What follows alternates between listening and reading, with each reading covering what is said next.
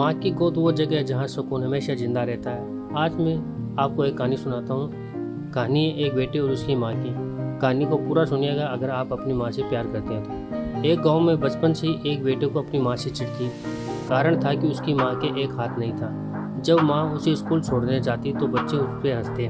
देखो देखो उसकी माँ का एक हाथ नहीं है। बेटा शर्म से पानी पानी हो जाता।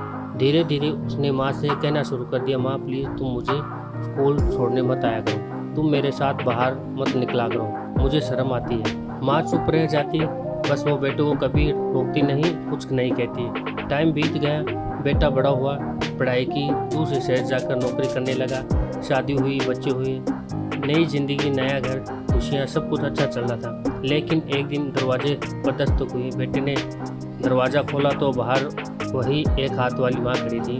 बच्चे जोर जोर से हंसने लगे। पापा देखो देखो ये औरत कितनी अजीब है। बेटा गुस्से से माँ पर बरस पड़ा, आप यहाँ क्यों आई है? मैंने कहा था ना हमारी ज़िंदगी से दूर रहिए, कृपया वापस जाइए, हमें आपकी कोई ज़रूरत नहीं है। माँ ने धीरे स्वर में कहा, बेटा माफ़ करना, मुझे लगा शायद मैंने गलत दरवाज़ा खटखटा लिया। मैं तो बस अपने बेटे और उसके बच्चों को देखना चाहती थी। और वो चुपचाप लौट गई। कुछ समय बाद बेटे को अपने पुराने स्कूल से रीयूनियन का निमंत्रण मिला। वो अपने गाँव गया, दोस्तों से मिला, लेकिन वहाँ माँ नहीं आई।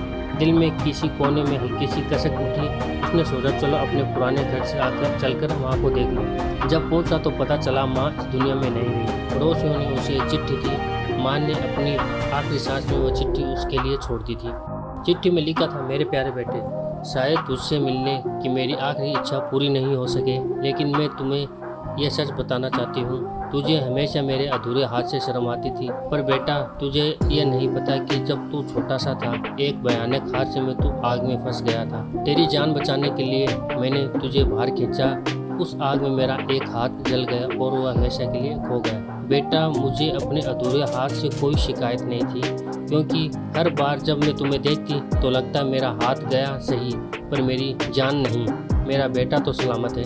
यह पढ़कर बेटे की आंखों में आंसू बह निकले। उसे समझ आया कि जिस माँ को वह अपनी सबसे बड़ी शर्मिंदा मानता था, वो ही उसकी ज़िंदगी की सबसे बड़ी वजह थी। ज़िंदगी में याद रखिए, कभी कभी जो हमें बोझ लगता है वही हमारे लिए किसी की सबसे बड़ी कुर्बानी होती है। अगर हो सके तो अपनों को शर्मिंदगी नहीं, मुस्कान दीजिए।